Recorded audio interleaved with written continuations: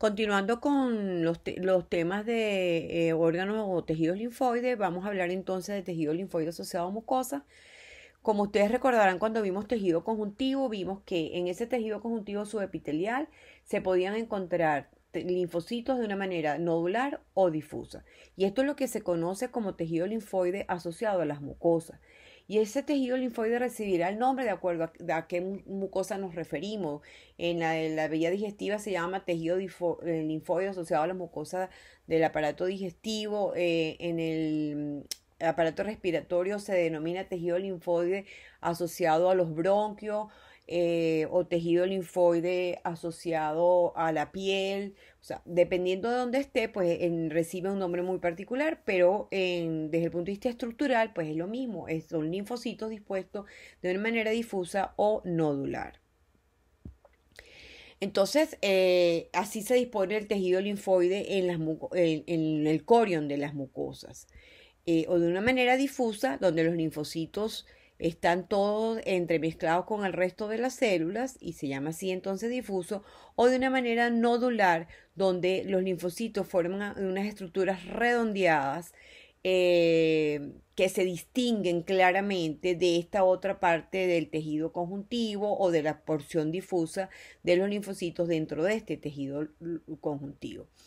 Los linfocitos dispuestos difusamente se encuentran en la lámina propia de los órganos tanto de la vía digestiva, respiratoria y genitourinaria, y usualmente no tienen una cápsula que los delimite. El estroma de este tejido linfoide es el mismo tejido conjuntivo que constituye la lámina propia o corion de los órganos. Cuando forman los nódulos, hay unas células estromales que son las células dendríticas foliculares que se ubican también en este tejido conjuntivo o lámina propia.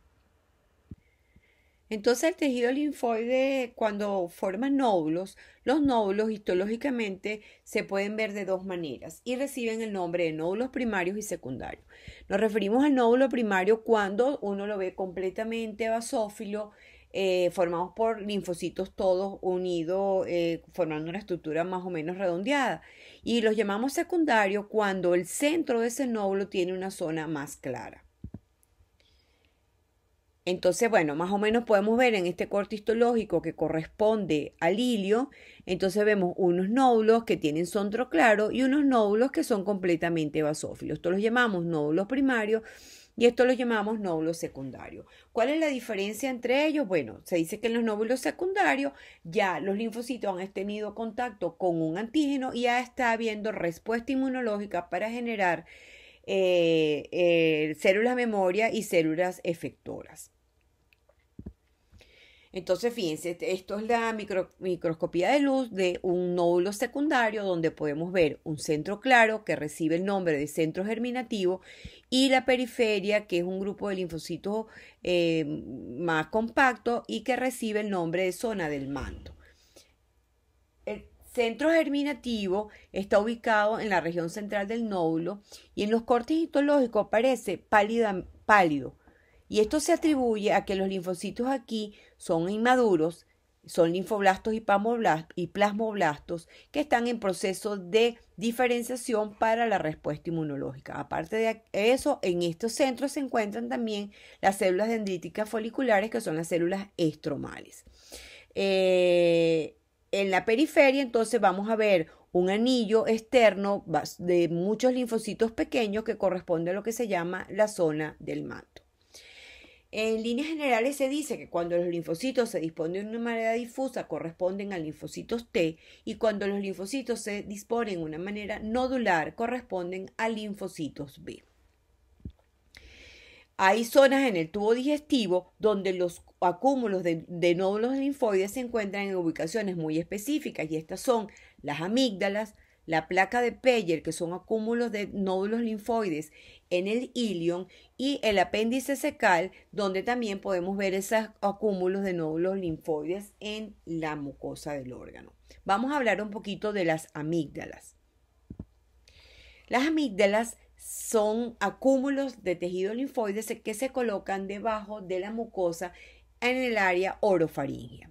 se describe un anillo de tejido linfático en esta entrada orofaringea que recibe el nombre de anillo de Waldeyer y que está constituida por unas estructuras que ya hemos nombrado cuando hablamos de aparato respiratorio.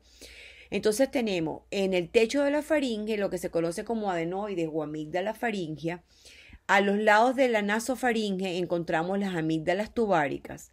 Vamos a encontrar las amígdalas palatina o lo que conocemos simplemente como amígdalas que se localizan en la orofaringe entre los árcaros palatofaringio y palatogloso.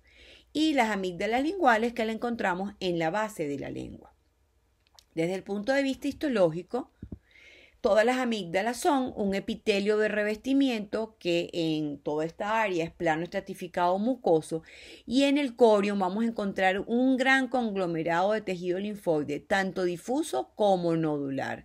Si le ponemos un poco más de aumento, entonces vamos a ver ese epitelio plano estratificado que corresponde a la mucosa de la cavidad tanto oral o faríngea, y vamos a encontrar entonces en ese tejido conjuntivo tanto tejido linfoide difuso como tejido nodular, y aquí podemos ver nódulos linfoides secundarios con su centro germinativo y su casquete de linfocitos en la periferia. Entonces ya por esto es un tejido linfoide asociado a mucosas. Hemos dado entonces timo y los tejidos linfoides asociados a mucosa, y nuestro próximo tema será la histología de los ganglios linfáticos.